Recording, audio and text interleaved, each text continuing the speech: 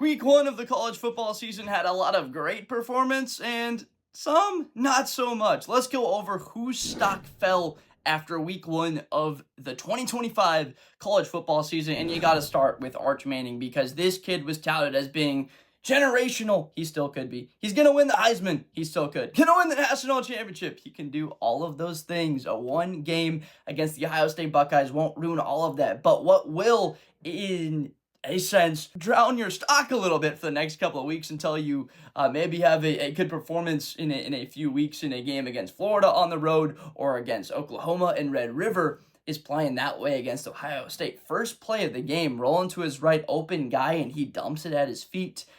His weird sidearm deliveries at times in big moments. 3rd and 5, Mekhi Wingo open in the flat, and he just throws it behind him. The interception didn't set his feet, kind of short arm to throw. He really wasn't as comfortable in the pocket. It wasn't like Ohio State's pressure is like what it was against Tennessee or Oregon in the college football playoff. They weren't getting a ton of pressure. It was coming up the middle. He didn't have a ton of time to throw, but it was the secondary that was great for the Buckeyes. But Arch just didn't look comfortable in the pocket, navigating. Thought he would have relied a little bit more on his legs throughout the day. Had 10 carries for 38 yards. But that wasn't at all a factor in this game. I thought he would be able to navigate.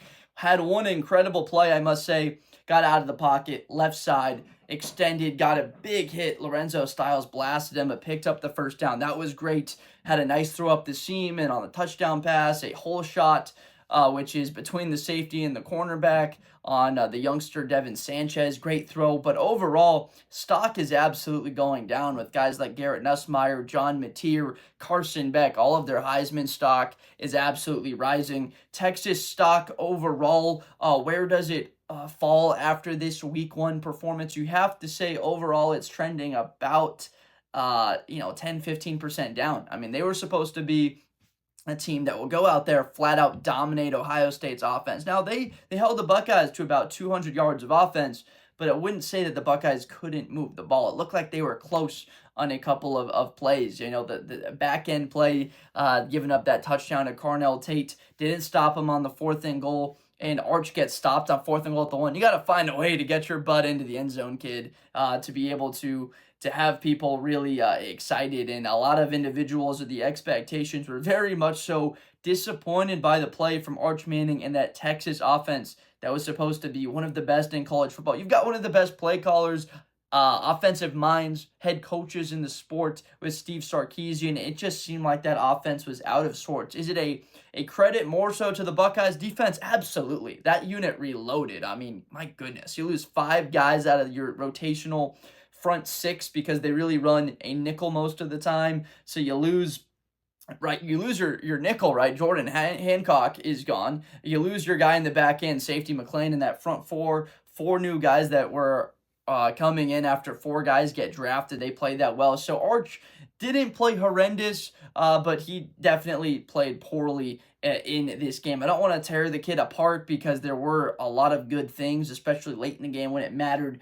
But if he plays better, they definitely had a very good chance to send that game to overtime or come out and pull out a win against Ohio State. We're going to keep it with the quarterbacks because Cade Klubnik looked a bit out of sorts, and I expected him to be the Heisman Trophy winner this year. He was my guy to pick. I'll admit that doesn't look great right now. And again, that LSU team, I was high on guys like Harold Perkins, Whit Weeks, that secondary getting a lot better. That Tom Allen comes over from Penn State, who's had a top 5 defense for like the last 10 years, the last decade. But Cade Klubnik did not look comfortable.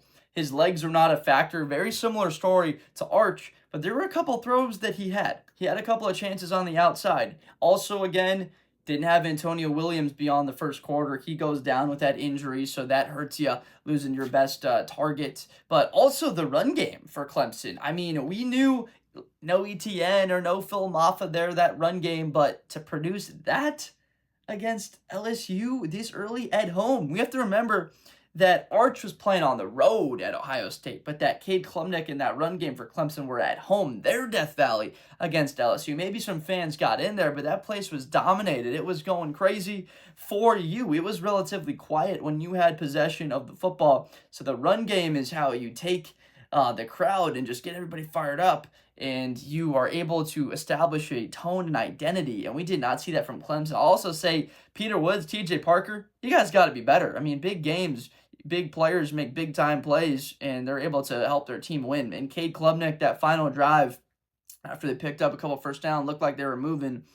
They stall out on about, the 40, 35-yard line. I got to give credit, though, a lot of it to LSU. They played a great game, but Cade Klubnik, was expecting more of him in the first matchup of the year. This was the time where you launch your Heisman campaign if you throw for 250 and 2 touchdowns and don't turn the football over. Obviously, that's not whatsoever the case. He struggles. 19 of 38, that's 50% completion, no touchdowns, an INT in this game, and running the ball, 8 carries for 1 yard. I understand that sacks, right, are factored into that. LSU had 2 sacks, but we got to be better next week. Cade Klubnik stock falling after this.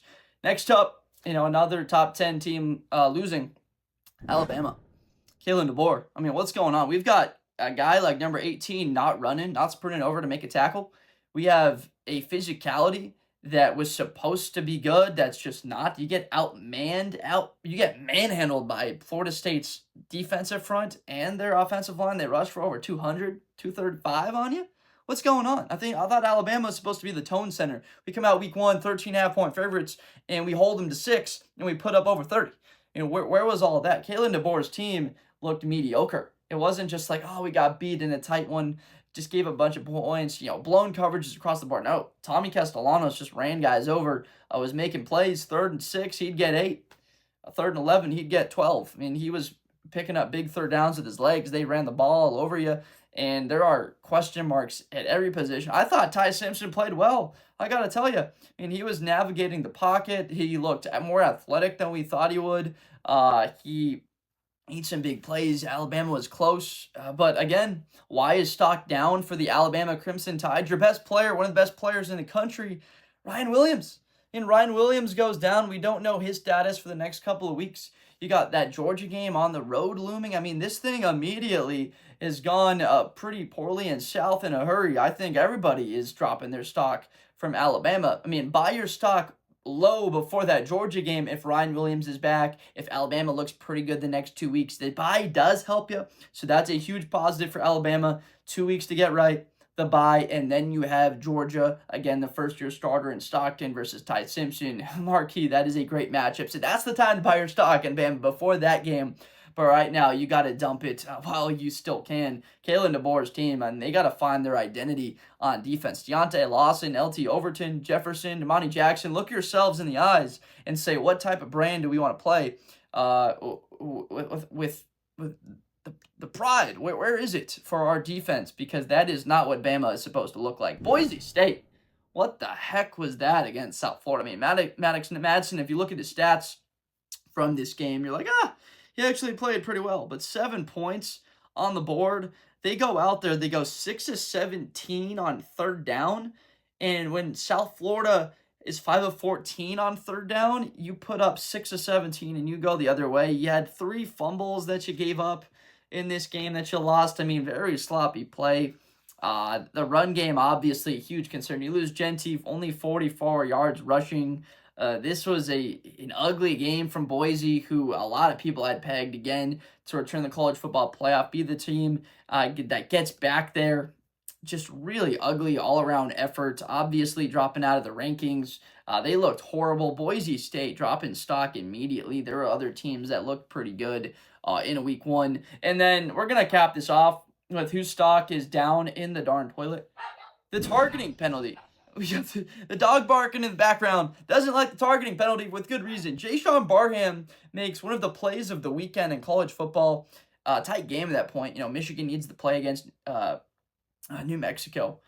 And they call targeting on that. How soft, how weak. And then he doesn't get to play in the first half against Oklahoma next week. He might be their best defensive player. Him, Rashawn Benny, Derek Moore, Rod Moore, they got studs, but he might be the best of them all. They need him against Oklahoma. He can't come back to the second half because you deem he needs to be ejected from the game because of this targeting penalty. Can we get this rule removed from college football? It has happened way too many times. I'm fired up because we've seen it so many times affect the typical best player on the field. One of the best players from a team is a physical guy. He's a heat-seeking missile. He gets to the football, makes a big play, gets his shoulder pads on the ball, and his helmet, the contact is too much.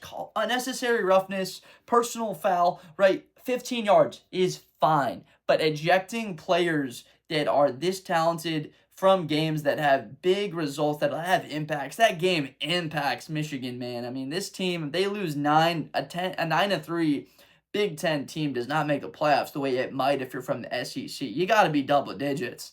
And so there's no margin for Michigan. I mean, 10-2, they could lose to Oklahoma, but you lose a guy like that against a quarterback in Mateer, you got to get pressure on him. You got to stop the run as an identity early. Get the targeting penalty. Let me know in the comments how you feel about targeting. I'm sure it's very similar. I'm frustrated with that call that it still exists in the game. So stock down on all of them. Clemson and Cade Klubnik, Arch Manning, Kalen DeBoer, and Boise State. Those are the teams and areas, as well as the targeting penalty. Drop your stock immediately.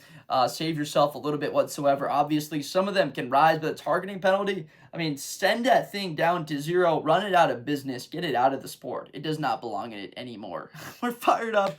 College football is back. Cannot be more stoked and excited for week 2 of the season coming up here. But make sure you get your trades in when you have your conversations with your girlfriend, with your boyfriend, whoever, you're watching this, your mom, your dad, your friends. You're making a video about it.